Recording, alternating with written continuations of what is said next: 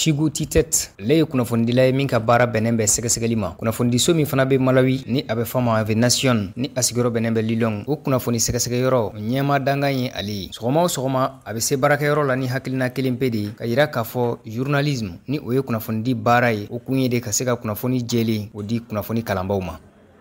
Shigu Titet ale ni kunnafonidila caman wɛrɛw Malawi kɔnɔna na olu ye kunnafonidi kalan dɔ kɛ min bolila waleyaw sɛgɛsɛgɛliw kan walasa kunnafonidilaw bɛ se ka dɔnniya caman sɔrɔ u ka baara la ka se ka kunnafoni langolo minnu n'olu bɛ yɛrɛkɛ bololaw sanfɛ ka se ka olu kɛlɛ.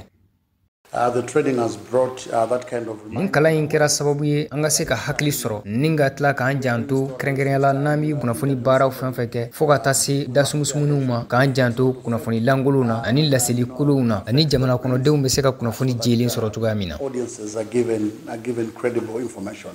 Misa Malawi ale ni Institut des Médias d'Afrique Australe olu ye hakilina dɔ sigi sen kan walasa ka se ka dɛmɛ kɛ ka ɲɛsin jɛkulubaw ma minnu ka baara bɛ kɛ jamana kɔkannaw la. A ka hakilina min ni a bɛ fɔ ma fact checking skill for journalists o dɛmɛnen don cakɛda fɛ a bɛ fɔ min ma ko Centre pour le développement international des médias de la Deutsche Welle. Golden Matonga ale ye Misa Malawi ɲɛma ye a bɛ ɲɛfɔli kɛ.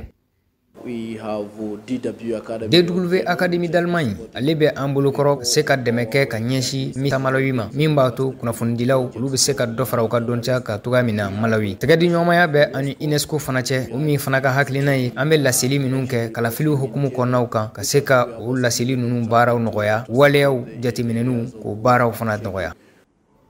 Matonga bi ɲɛfɔli kɛ ni hakilina in kan hakilina min ni o kɛra kalan ye ka ɲɛsin kunnafonidilaw ma Misa Malawi fɛ. Nin kalan min ni Malawi kunnafonidilaw ye o sɔrɔ o na kɛ sababu ye ka sira da kunnafoni langolo o yɛrɛkɛli ɲɛ wa ani kunnafoniw bayɛlɛmali olu yɛrɛ fana ka dankari o la. O min nafa ka bon kosɛbɛ nin waati na jango jamana bi ka labɛn kɛ walasa ka se ka kalataw kɛ san 2025. We had listened to a tragic day for the vice president and we were not. An bɔra sisan ka ye vice president o ka fatuli la kunnafonidilaw ye kunnafoni kolon caman o la yɛrɛkɛ min ye a ka avion binni ko kan. Nin waleya in b'a yirana k'a fɔ kunnafoni langolow yɛrɛkɛli o kɔlɔlɔ ka bon kosɛbɛ. An bɛ k'an ɲɛsin kalafiliw ma. San 2019 ale ni san 2020 o jamana ɲɛmaya kalafiliw tɛmɛna. An ɲɛ bɛ fanw na kaban kunnafoniw bɛ ka yɛrɛkɛ u kɛrɛfɛ min bɛ tali kɛ kunnafoni langolow kan olu minnu bɛ ka politiki kɛnɛ la nɔgɔ. Again affecting the political space. Waleya minnu bɛ politiki kɛbaw olu kɔfɔ ani u ka laseliw la kalafiliw senfɛ kala dara u ka kosɛbɛ fo ka taa se kunnafonidisow olu bɛ kunnafoni minnu di o kɔnɔkumaw ma jaw ani jakumataw nin bɛɛ lajɛlen olu kɔnɔkow sɛgɛsɛgɛliw kan ni minɛn ye min ni a bɛ fɔ ma ko Google. I get selective to news which I ne bi tɔmɔtɔmɔni kɛ kunnafoniw kan kɛrɛnkɛrɛnyala n dalen bɛ minnu na ani n dalen tɛ minnu na walasa ka se ka jɛlenw k'olu bɔ kunnafoni langolow kan bɔlɔlɔ sanfɛ a bɛ kɛ tan de n tɛ se ka da u la. I can't trust anything.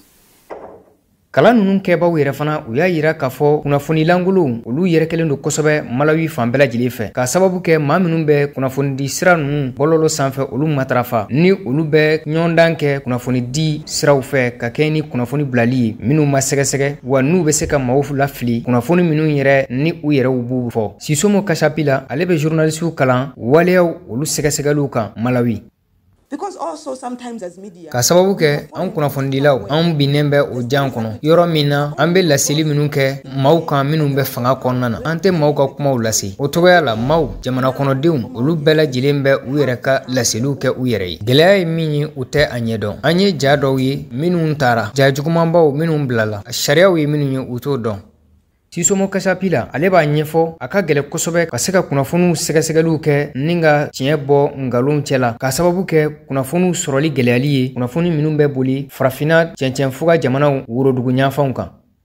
So for instance, if you take a picture that was taken in I n'a fɔ ja min taara tilebi ɲafan fɛ n'i y'o ta k'o sɛgɛsɛgɛ k'a bayɛlɛma i b'a ye k'a fɔ a sɛgɛsɛgɛli ka nɔgɔ kosɛbɛ an mago bɛ kunnafoniw na kunnafoni minnu fana bɛ sɔrɔ farafina cɛncɛnfuga jamana minnu bɛ o worodugu ɲafan fɛ ani Afrique Australe kan bɔlɔlɔw sanfɛ walasa ka se ka baara in nɔgɔya n'o tɛ waleya minnu bɛ kɛ an fɛ o sɛgɛsɛgɛli ka gɛlɛn n'i y'a sanga farafina tilebi ɲafan jamanaw kan o taw la. in our context as it is in the Western context. Titet ale y'a yira k'a fɔ kalan in ye ale dɛmɛ kosɛbɛ a ka baara kɔnɔna na. An bɛ don min na i ko bi ale bɛ a ka dɔnta ninnu olu don ba la walasa ka se ka kunnafoniw sɛgɛsɛgɛ yani ale k'u bila.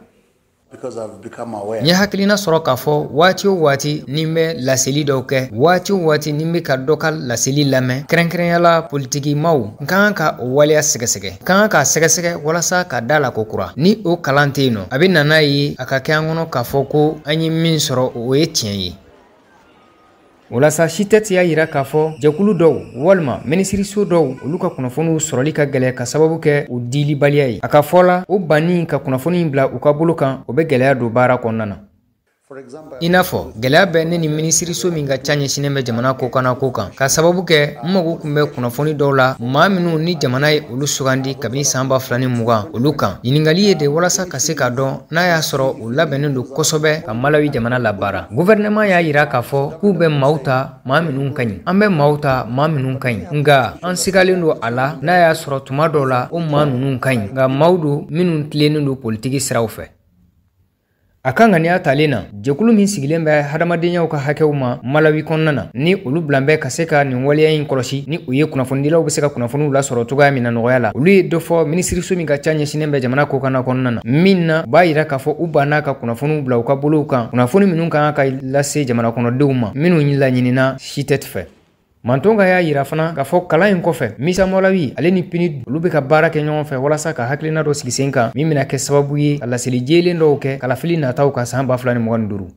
Misa on our part to launch Misa ale bɛna hakilina dɔ sigi sen kan min bɛna kɛ sababu ye ka se ka waleyaw jateminɛ ni PNUD ka dɛmɛ ye. O hakilina in ni a bɛ f'a ma iVerify o bɛna kɛ hakilina kɔnɔna na min na u na se k'a ɲini maaw fɛ ni u ye kunnafoni langolo minnu sɔrɔ u ko se k'u bila site web dɔ kan an ka maa jɔlenlen jɛkulu dɔ olu na o sɛgɛsɛgɛ ni ka se ka a tiɲɛtigiya wali kelen ka galontigiya ka sɔrɔ ka kunnafoni jɛlen labila.